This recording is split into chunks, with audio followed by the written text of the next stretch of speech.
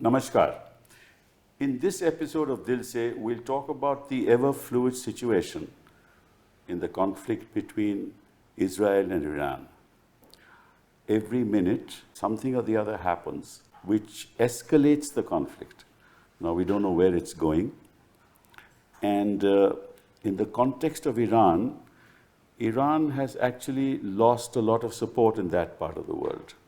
The Hezbollah has been crippled. Assad has gone. The Houthis are attacking ships of the Americans and others. Iraq, too, is no longer in a position to support big time to the regime in Iran.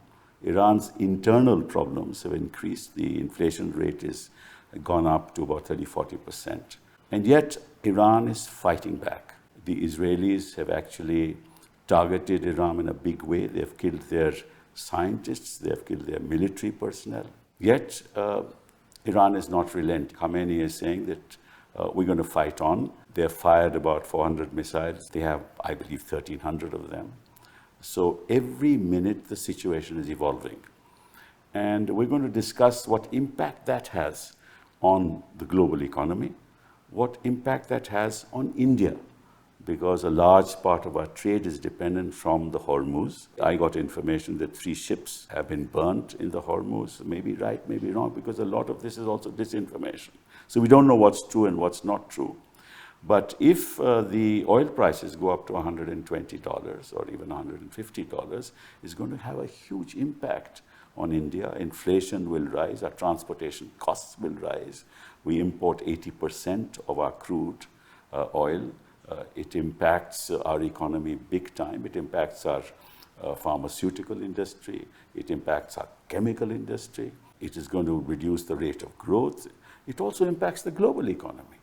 So we're going to discuss all this with 3 exceptional guests that I have today, all former Foreign Service officers and who have actually very, very familiar in this part of the world. So first of all, let me introduce Shivshankar. Thank you very much, Shiv, for being here with me. You haven't come here before several times, but thanks once again. You're here because, you were the Foreign Secretary between 2006 and 2009, and you were National Security Advisor 2010 to 14. You were Ambassador to High Commissioner to Pakistan. You were Ambassador to China, to Sri Lanka. And of course, you've written a lot on foreign policy, so thank you for being here. Talmiz, 1974 batch, expert in West Asia, Kuwait, Iraq, Yemen, CG Jeddah, and Ambassador to Saudi Arabia, Oman, UAE. So you're exceptionally familiar with this part of the world, apart from the fact that you were in New York and London also. And ever since 2011, I've been watching you, writing articles and making statements. Thank you for being here. Vivek, thank you very much again for being here. You've been sort of familiar with Cairo, Abu Dhabi, Washington. You've been in Afghanistan, Iran, Pakistan. You write such fascinating articles. So thank you. But let me start with you, Shivshankar. What's going to happen in this part of the world? Well, if you assume that they're rational and logical and not suicidal, I think you can expect, at least this is not going to end tomorrow or day after, because they claim to do it for 3 reasons. Or they claim for 2 reasons, but there's probably a third. They claim to do this because, at least Mr. Netanyahu claims that Iran was about to make a bomb. Frankly, on its own, according to Ehud Barak, the former Prime Minister, Defense Minister, Chief of the IDF, Israel cannot do more to the Iranian bomb-making effort than delay it by a few weeks, because most of their enrichment facilities and so on are underground, Fordo, for instance. Yes. If the Americans have the capability to hit those underground sites, but that would delay Iran by a few years, maybe. And so I'm not sure that that's really the goal. So it seems to me more likely that the real goal is regime change in Iran, to topple the government. Is that likely? It's possible, but you never know what's going to come, even if they do achieve it. Right. There's no guarantee. You look at Iraq, and I think the results are totally unpredictable. They managed to topple the regime. And Iran is a different kettle of fish. It's 90 million people Yes. in a country the area of France and Germany put together. Yes. I mean, this is not some small And a little great state. civilization at that. And with a pride. And a frankly, attacks like this will unite people Correct. rather than separate them. It actually has happened in Iran. And you can see that. You can see that happen. Third motive, I assume, is for Mr. Netanyahu to stay in power in Israel. That I think he might achieve. But I'm not sure that the first two are achievable. So, and much of what the Israelis are doing seems designed to bring the Americans in to do the job that they've started. Right. For the last 3 years, if you look at the context, Israel and the US, complicit, have really tried to remake the geopolitics of the Middle East and to reassert Western hegemony. All the things you mentioned, Syria, Assad topple, Lebanon, Hezbollah, Iranian proxies, etc. The attack on Hamas, ethnic cleansing, slaughter in Gaza. You know, all this is part of a larger, and now Iran, the main. So I don't see this ending very quickly. How far it will go, whether it will become a broader regional war and so on, that I'm not so sure. The Americans have so far not directly got into it. And, well, you can't be more direct than you shoot down Iranian missiles, you have, there are 70,000 Americans in Israel. Right. There are American troops manning Patriot batteries and so on, which are part of Israel's defense against the Iranians. There's no way that the Israelis could have done what they do without going through airspace, refueling, various kinds, the intelligence, for instance. I mean, the Americans are part of this already.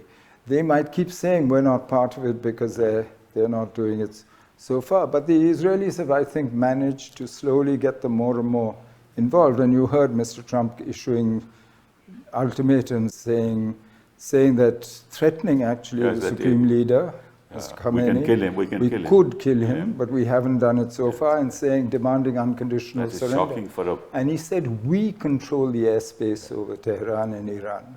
And, so I wouldn't draw a distinction there between, frankly, this is coordinated and organized. But tell me another thing. In this whole West Asia region, the Sunni regimes would be quite happy to have Iran not have nuclear weapons. I think Talmiz is the expert, but I don't think they have much room to maneuver.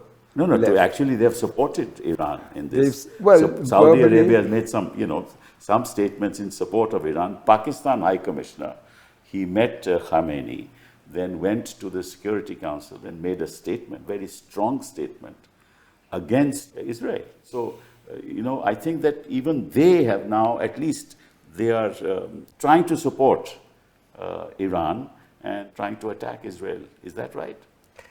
I think the Gulf Arab countries would not be pleased with the destruction of Iran and its capabilities, because that would leave Israel as the regional hegemon, and it would be very oppressive for them. What this entire effort has done, that there was an implicit balance of power, which was accommodated by all the principal role players, and there were certain broad rules that you would not cross certain lines. That all conflicts used to be contained. I see.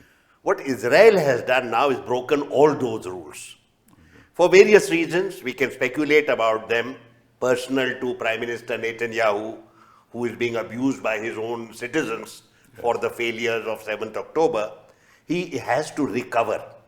And there is a kind of extraordinary bloodlust, a violence as an end in itself, which serves no strategic purpose that anyone can see. Even his own allies can't see that.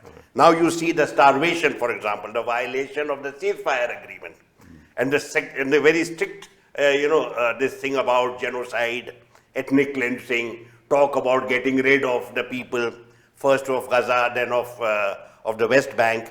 We are reaching levels of extraordinary xenophobia, for which, again, there is no precedent. Now you were having dialogue on the nuclear issue, you had 5 rounds, and suddenly you say, I want unconditional surrender, or I will kill your supreme leader.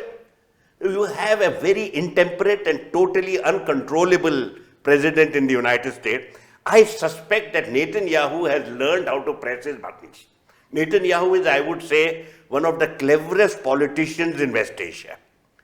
And he knows, he's a survivor, as you know. Yes. He knows how to manage and manipulate Donald Trump. He plays to his ego.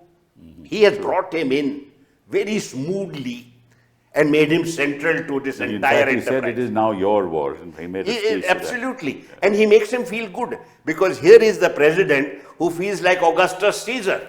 When he stands there, he has his parade on his birthday, he takes the salute and he says, I want unconditional surrender or else. Now, it makes him feel good. A business corporate leader does not have this charge that he has now as the President of the United States. It is an extraordinary high of power. And I think he is really enjoying himself in that. And yet the Europeans and the global community are not responding in any statesman-like way. When you say European, we either go to sleep or we get angry. They are a really pathetic bunch. Yeah. Each of them, separately and collectively, they have been totally emasculated by the Americans. For so long, they've had this cozy scenario of Americans taking care of their security. But even Japan. Japan, see, all of them have serious domestic issues. They have serious concerns of their own, up to now abdicated to the Americans. And suddenly you have this extraordinary phenomenon called Donald Trump, who says you pay for your own security. They don't have a security doctrine.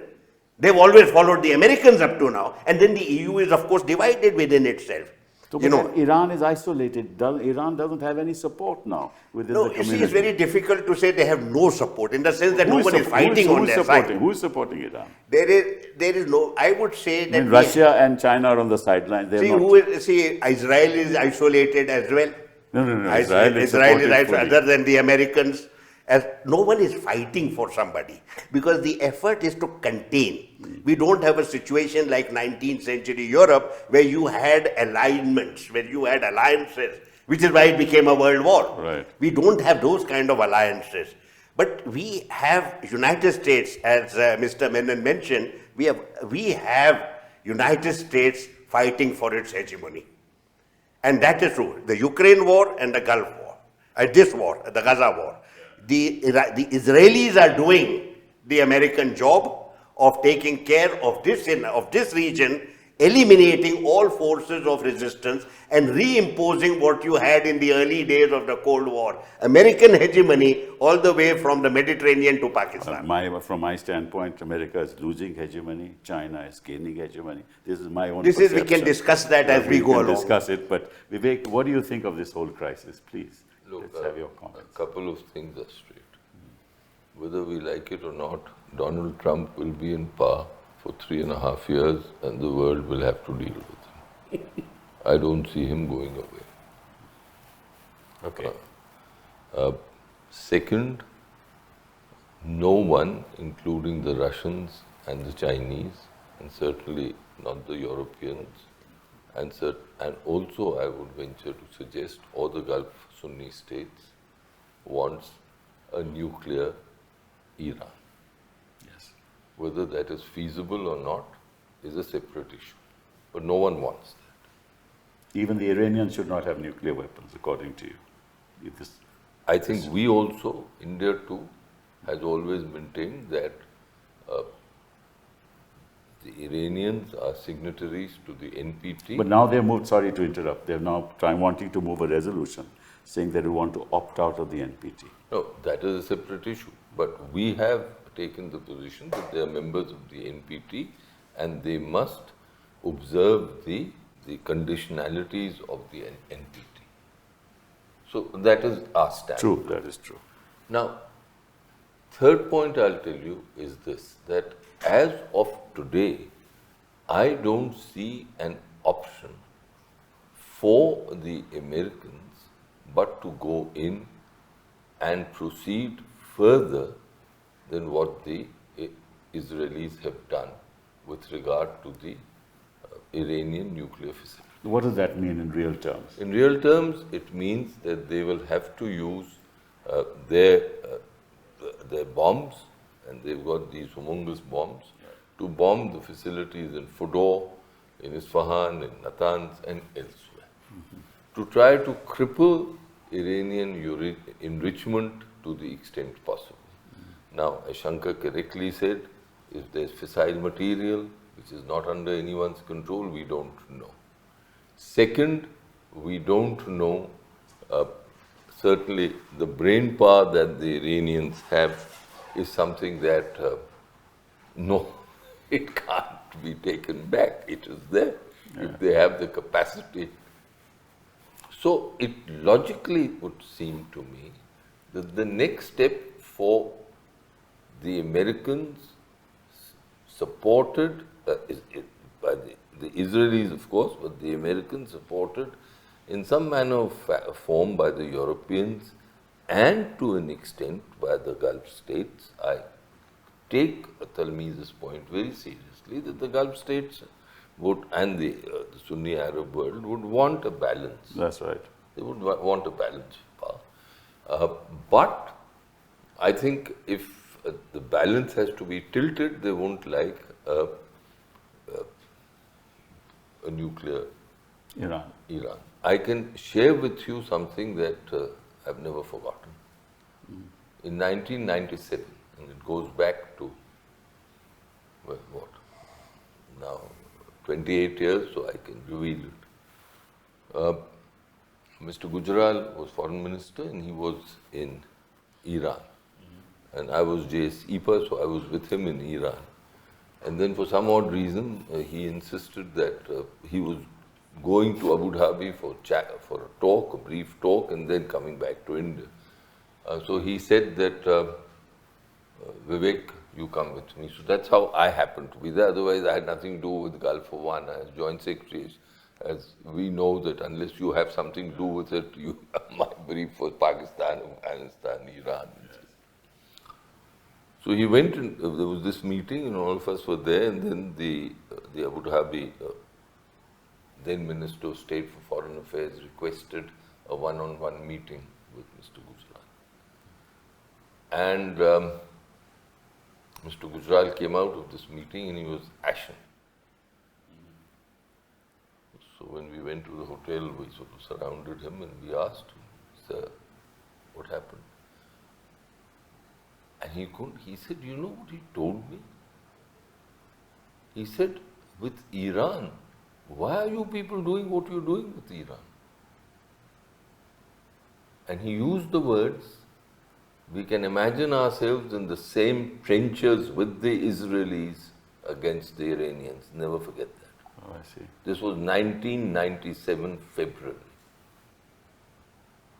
So when we talk of balance between Israel and Iran, my mind always goes back to that conversation and that message which the Abu Dhabi people had sent to us at that stage. So they don't want a nuclear Iran too. Now the question is it achievable?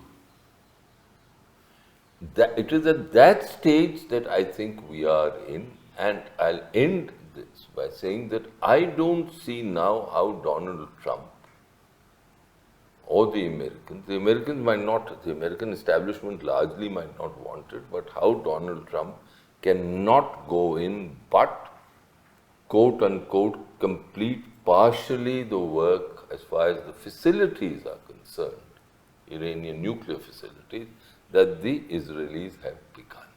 Now, what will be the situation after that is the issue before us. But tell me, Shankar, these nuclear facilities are underground, right? And the capability of Iran will continue to be there to manufacture a nuclear bomb. So, except for actually occupation and destruction of the regime, there is no way in which you can prevent Iran from making a nuclear bomb. And if that is to be done, then what will happen in the months or in the days ahead to come? Well, the remarkable thing is that Iran, despite all the tension, pressure, etc., sanctions, so far has not, and Trump in his first term withdrawing from the agreement with Iran, has not so far actually moved to making a bomb. As the DNI, the US DNI, Tulsi Gabbard told Congress on the 25th of March, that they're not making a nuclear bomb. They said so, yes. And they said they could do it, but they're not doing it. The enrichment of uranium is up to 60%, is what they have said. But of the three elements, as we were talking, facilities, yes, the Americans have the capacity to take out remotely, bomb, whatever. But Iran has a stockpile of enriched uranium. Yes. Enough, people say, anything between 9-15 bombs to make. They say about 150 kilograms. And as you said rightly, that cannot be neutralized. So you can't denuclearize Iran without dealing with that and dealing with the knowledge that's in their heads. And that is not something that you can So the just only wipe way out clean. is occupation there. So this is the problem. I don't think either the Americans or the Israelis are equipped to do that, which is why he keeps saying, come to the table, surrender.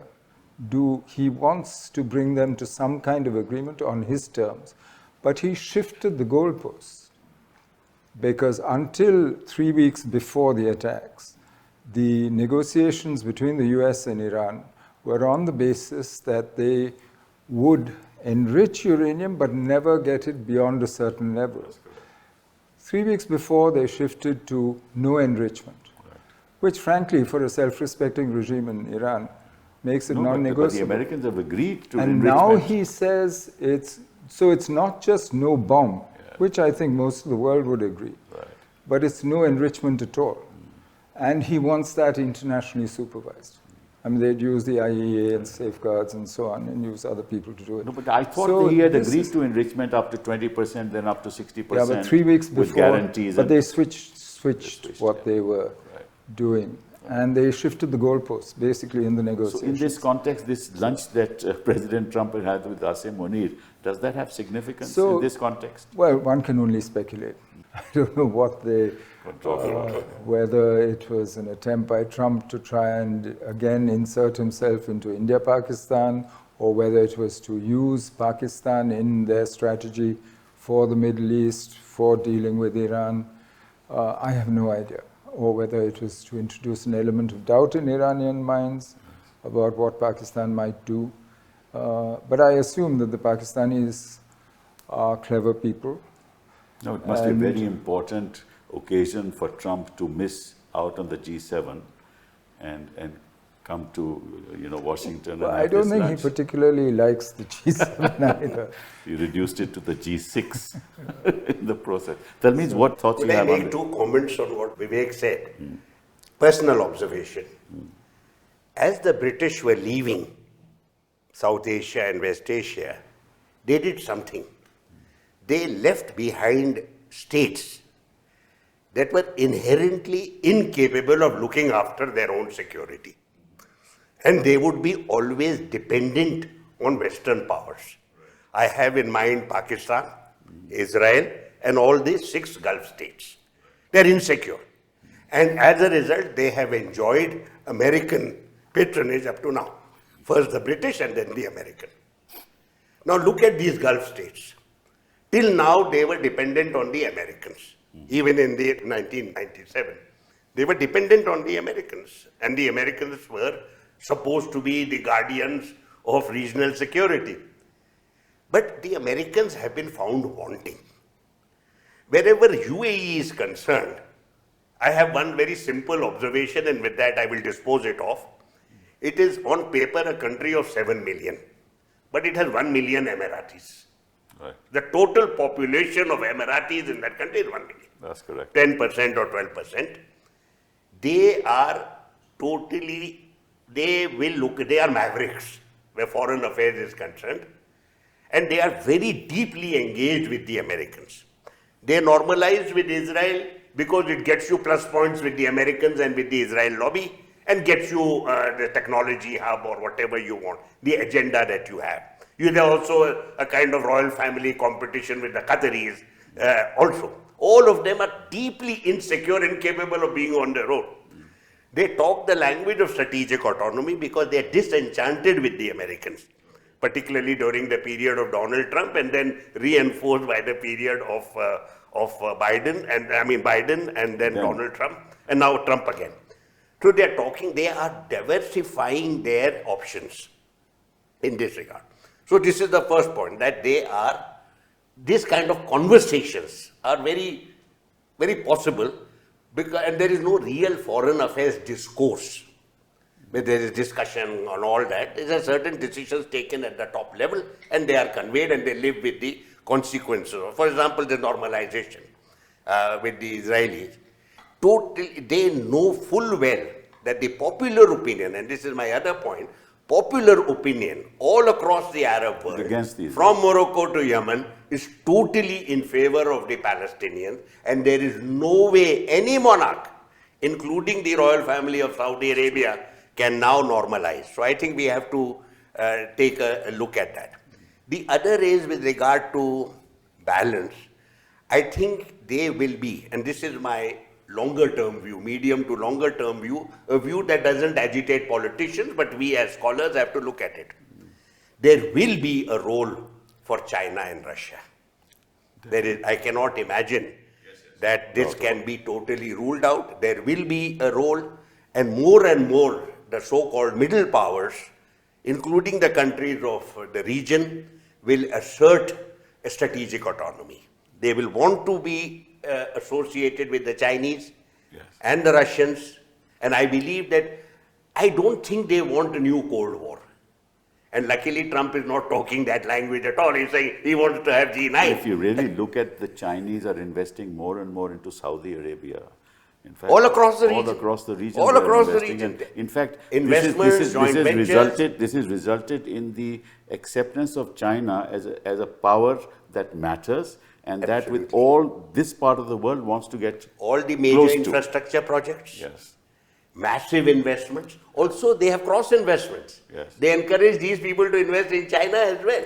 So they are bonded. Right. You have the broad rubric of the Belt and Road Initiative, but under that you have very robust engagements and very diverse engagements. None of them they may not generate alarm bells, not robust military. They keep away from military because they don't want the Americans fooling around there. The Americans are already well represented. They focus on economics and diplomacy.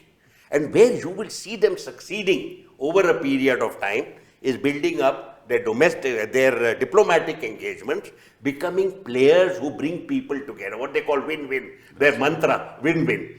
I would also say that post this conflict, remember the Iran-Iraq war.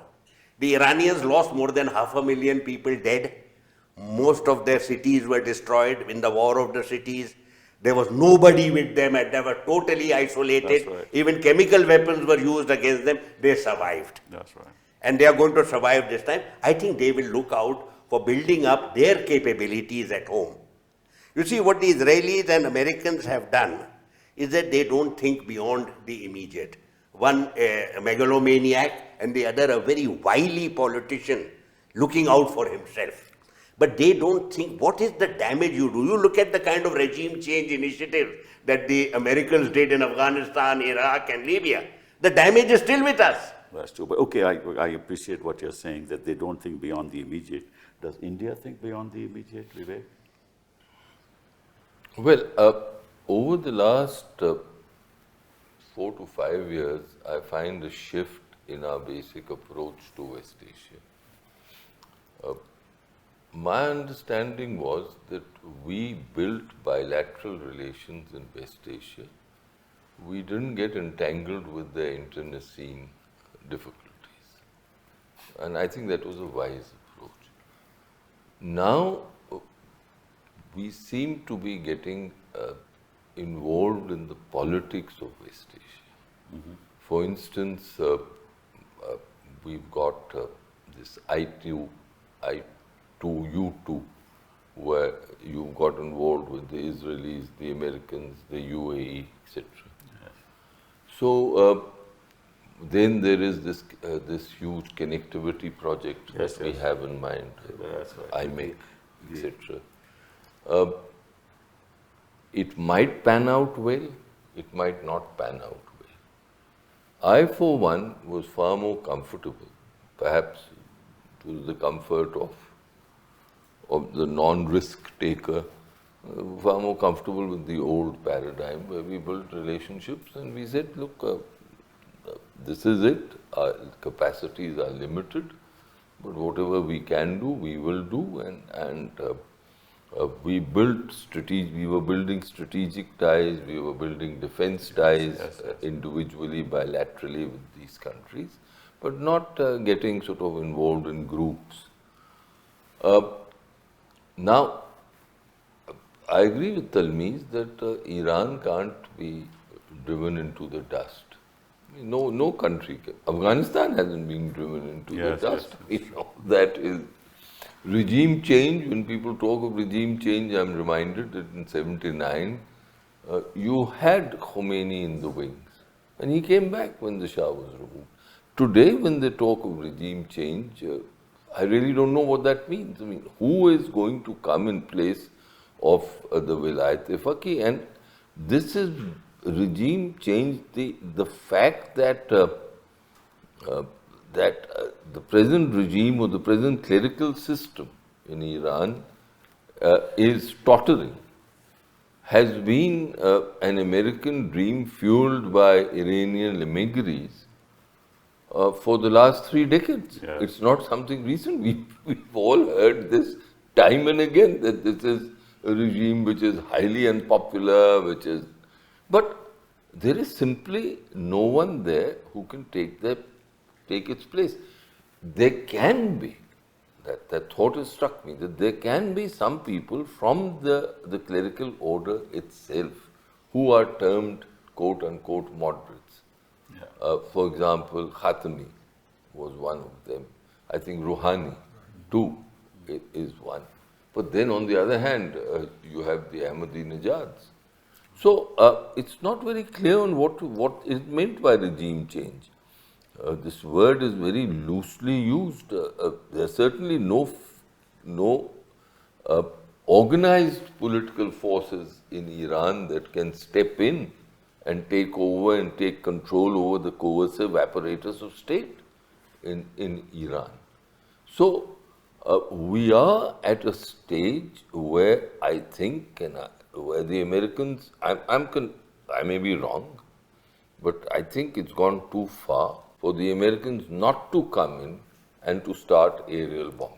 But I just wanted to find out, what is India's position in all this? We seem to be stuck in the sense that we are close to Israel. We're exceptional. We got huge collaborations with Israel on several fronts. We're close to Iran. We have the Chabar port. We have the corridor that is to be built. Now, what's going to happen to all this? And if the Straits of Hormuz are blocked, what impact? So, diplomatically, what is our position in all this? Well, I'm amazed that we are mum on all the major issues of the day. Whether it's the Russian invasion of Ukraine, we abstain. Whether it's what the Israelis are doing in Gaza, UN resolutions calling for ceasefires, thrice we've abstained. We dare not call what Israel has done to Iran an attack even in our statements. I am amazed because we have a huge strategic interest in peace in this part of the world. We have 8 million people there in the Gulf and Saudi Arabia, living, working there. We depend on them for oil. Billions of dollars. I mean, 103 times the DFI into India in 2024 was the remittances. $125 billion we're talking about. If you look at what, yes, we have a huge strategic interest in Hormuz staying open. Almost a quarter of our import bill is oil and gas. Yes. And of that, about 40% comes, especially the LNG from Qatar, all comes through Hormuz. That's correct. So, and if the price goes up, I mean, think of what it does to the world economy. It'll drive world inflation around 6-7%. Think of what it'll do to us if oil prices go up. So we should take a proactive position in all we this. should be out there pushing for peace. Yes. We have a strategic interest in peace in the region. We're mum. Frankly, this is a new development. There was a time, I mean, when I was ambassador to Israel, for instance, that didn't stop us from saying what we felt on the Palestinian issue, voting the way we wanted. And we were getting close to Israel. But we were still doing all this with Israel. Israel, yes. We had a huge defense why have we relationship. changed that position? There still are, today Israel is our second biggest source of defense imports. Right. Yes, but that's not going to change because of, I mean, it's in their interest as much as it's in yours. So I don't understand why we are mum, frankly, and why we are nervous of being ourselves. Exactly. I mean, I remember as a HRD minister, I went to Israel. We have huge collaborations, but we always took the position that, look, you cannot tax like this and you cannot throw out the Palestinians. We support their demand for a homeland. No, Shankar, I think we have a chapeau now. And under that chapeau, we feel that once Prime Minister has articulated that, we don't have to say anything. And that chapeau is, this is not the age of war, nor of terrorism. Now, once the belief is, I'm sure in MEA, and we all have been part of MEA, belief is that he said that, what more is there to be said? No, but you advise the Prime Minister, you always tell him that. You've just fought a Yes, war what is all this? yourself. No, but he then said this is not the age of terrorism either. I agree with you that we should be a little more forthcoming in articulating our viewpoint. There's no quarrel with that. I was only trying to find a way of why we are what we are. No, ultimately, we lose respect. Like, one of the great things that why India is respected in the global community is our ability to stand up, our moral fiber, our moral strength. That was part of our foreign policy for years and years. We just lost all that. And we're now nowhere. We're not, I'm sorry to say, despite what the Mandarins in South Bloc will say, but we're not respected in the manner in which we were everywhere in the world today. May I make a comment on this? Yes, please. India has changed. Because of the change that is palpable within our national order, many things have changed following that. When you speak of the respect that we had, because there were certain core principles that animated this nation, and those principles were respected. They were a part of a very, very long legacy. It was pluralistic, it was accommodative, it was multicultural. We were also not aggressive, we were not arrogant. We were truly respected within, at that time, the non-aligned movement and now the global south. Because of changes at home. Now what has happened is, it has constrained you because you can no longer project yourself as multicultural, as pluralistic and accommodative. Yes. Others, for example, who took the case to the International Court of Justice? South Africa. Did we say a word? No, we didn't, yes. The entire case. And the International Court of Justice, about which at that time I was skeptical, look at the way they came forward. Continuously have come forward.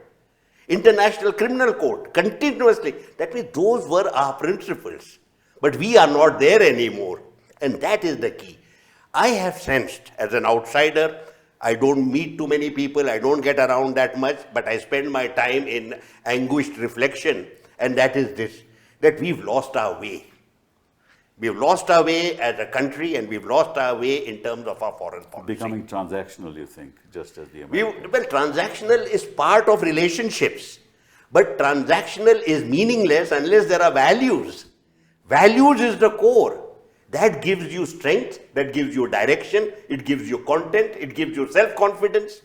Without all that, you are astray. Sometimes you are here, sometimes you are there, you are upset with the Turks, go to Cyprus, you are upset, go to Greece. This is not foreign affairs, this is not foreign policy. Where is the strategy? Where is the thinking that goes behind all these actions? That's why no one takes you seriously. Because you are today a maverick who just goes from here to there. Vivek, no one without that core principle. No one takes us seriously? No, I think we are taken seriously. I'll make a couple of points. I think there can be no quarrel that we need to adhere to our core constitutional principles and fully. On that, there can't be a quarrel. That is what we are that is the essence of India. It is captured by the Constitution. Any deviation from that robs us, I'm not bothered about our international personality, it robs us of our inherent Indianness, as we were to call it. But I do think that there is a sense of disappointment in many circles here, that are friends in the Islamic Ummah. And I'm saying this with a great deal of sadness in some ways, did not condemn Pakistani terror or try to constrain it the way they should have. What did they do when it came to Mumbai 2008? That too has contributed to a shift in Indian thinking. That when it came to the causes of the Palestinians, we stood firm. But when it came to the massacre of our own people at the hand of Pakistani terrorist organizations, the Lashkar, the Jaish, and others, did the Islamic Ummah stand up, or did they lecture us on the treatment of our minorities when they did nothing of the sort with the Chinese? And we know how the Chinese are treating the Uyghurs.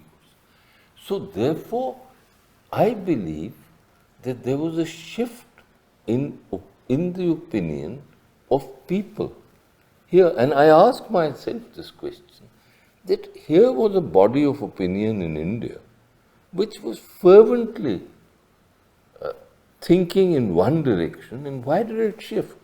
And I come to the conclusion that they felt deeply disappointed and anguished that when it came to us supporting them, them meaning the Palestinians, the causes of the Islamic world, we were not wanting. When it came to our own selves, Shankar was the Foreign Secretary in 2008. What did anyone constrain Pakistan? Did anyone go to Pakistan and say, the OIC, say enough is enough? No. So people here then started. No, you were your government. You were in government. I take your. Did anyone say anything? So that too can't be overlooked. No, but I take your point. The question is, that being the position, and I accept that, does it allow us to move away from our basic constitutional principles? No. Is the question. I started with that, that we But have then- to but then adhere why to should- that. Quite apart from the past, we are today in a very different context.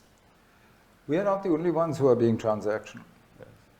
True. Whether you look at the Middle East itself, you look at the behavior of the Sunni monarchies, look at what Turkey works with the US and Israel in Syria, but has other things to say on Iran, now speaks in support of Iran, etc. You look at the US themselves, you look at all the great powers. They're all so transactional, and there really is no international order to worth the word. I mean, you can't go to the Security Council and expect any, anything that means anything, any outcomes. So in that situation, I think to expect much more from us, I would say, I'm not even saying that you have to stand for certain values forever and ever, because I would say your interests demand that you take certain positions. You're a big country, you have people there. Right. You have other economic interests, you have strategic interests in the Gulf, in your region. You don't want adversaries exploiting that place, using your own fissures, whatever they might be, whatever the sense of. So go out there and do something about it. Right. Work for that peace, work that is in your interest. Chase your interests. Even that would lead you to do much more than I think I've seen us do in the recent past. Maybe it's going on under the surface, maybe, I don't know. But my I impression- don't see that. I don't see it in our articulation, maybe for reasons as My impression Vivek has said. been, Shankar, that we've But- been using our foreign policy for domestic purposes. Right? And that worries me. No, I think if it's led by domestic party political purposes, that is dangerous. I get a feeling. It will always have a domestic political element, because nobody is going to follow a foreign policy that doesn't work for their politics at home. But if it's led by that, and if you're then led to, calling Bangladeshis termites or things like that, this is my feeling. then that's where the problem starts. Where is the driving force behind your promise. You want to take domestic And advantage if by you taking certain positions. That's the problem. Do you May I agree? make a certain observation? See, there is a problem in the terminology that we use. Arab world, Islamic world. It gives the impression of a certain collectivity and a sense that they were likely to have certain shared or common positions. Neither of the two concepts actually exists in reality. OIC is a bogus organization, misused for purposes that serve certain members. But my own sense is, firsthand, 2008 was a crucial turning point in the approach of the Gulf to India. There was a deep sense of shock all across the region, a deep sense of sympathy for India. I was there, I was ambassador in Abu Dhabi and soon after that back in Saudi Arabia. We built up our strategic partnership on the basis of Mumbai. The Emiratis were particularly agitated. They talked to us, they wanted to know what happened. They were absolutely shocked. They asked me to make presentations on extremist Islam and jihad, which I did. I arranged for their teams to visit Mumbai, their intelligence team. They went to Bombay because they thought if this can happen in Mumbai, it can happen to us. I would be slightly different here from Mr. Katju. I believe that the Arab Gulf country, I don't want to use the word Islamic world because I hate it. There is no such thing. But the Arab Gulf countries were extremely sympathetic to India. For them it was a personal tragedy. Many of them knew the Taj Hotel. Some of them were actually at the Taj Hotel. Some of them had grown up there. So I would say that we should look at it differently. I was able to push, and Mr. Menon was the National Security Advisor, will confirm, that the Saudis were anxious to build a strategic partnership founded on counter-terrorism as the base because of Mumbai. I see. And they came to us, and we have built up on that. Right. And we have done extremely well since then. With regard to our approach, I said values, I agree with that, and that is, to my mind, core values of a nation, which are personal to the nation, which have changed, there is no doubt about it. With regard to our larger interests, can anyone deny that we have crucial, long-standing, abiding interests in the stability of the Gulf? Absolutely. We have energy security, trade, investment, joint venture, 9 million people living there, $40 billion coming to India. Can you afford to have Fortress Delhi at a time when your neighborhood is aflame and where you allow everyone else to be active? Right. Today, look at the scenario. Who is not active in the Gulf? The Chinese certainly have become very, very robust. And I remember 10 years ago, I was talking to a Chinese academic after retirement. I said, look, we should be working together to promote peace and stability in the region. Your interests and mine are identical. He said, you know, we don't know this region.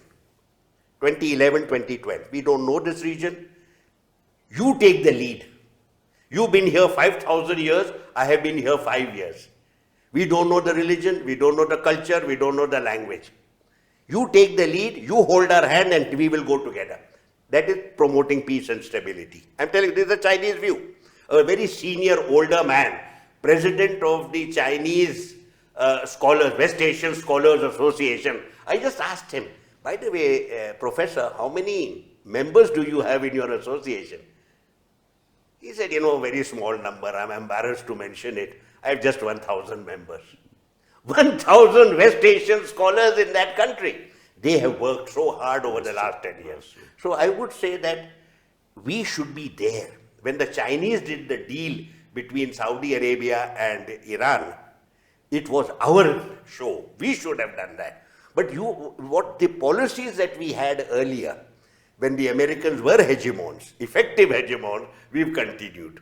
I have wished, and Mr. Katju and I have talked about it many times, we should be a little more proactive in terms of what is happening in the region. Little more is, I think, too little.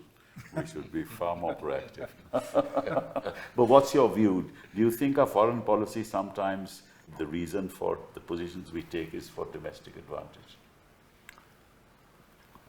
Look, In my experience, there's an inextricable linkage between foreign and domestic policy, and all governments seek to take, to use your word, advantage of this linkage.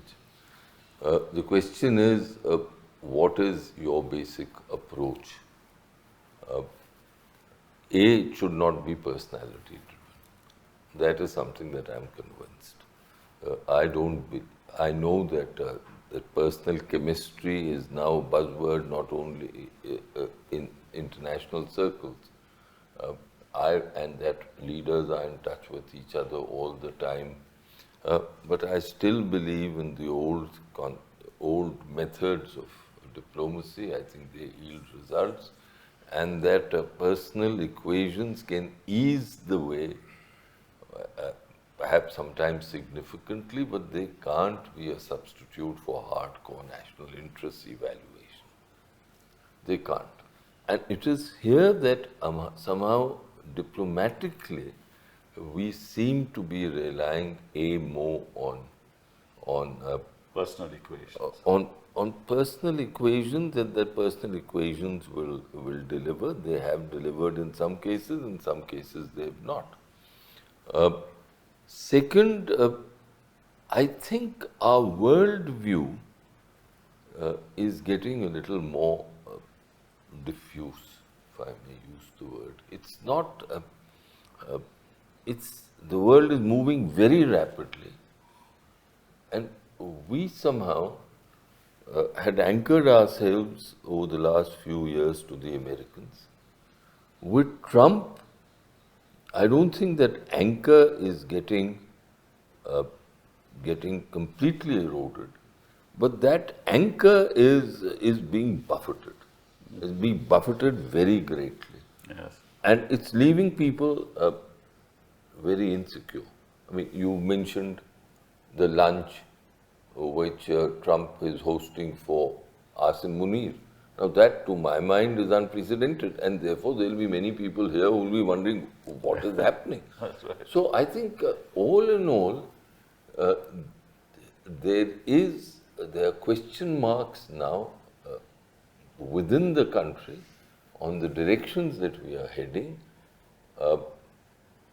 There seems to be, and I think correctly, a greater focus on trade, investment, etc. That should remain. Geopolitically, we are in a Trumpian world, in a very disrupted world, and sometimes it appears we are scrambling.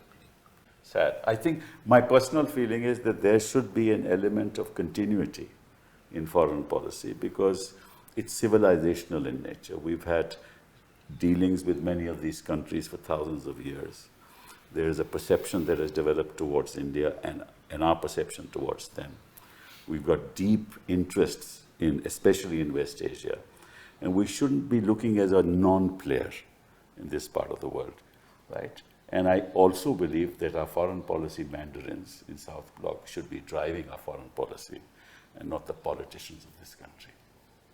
With that, I thank you very much for being with me. To that, I can only say hallelujah. Thank you very much. Thanks.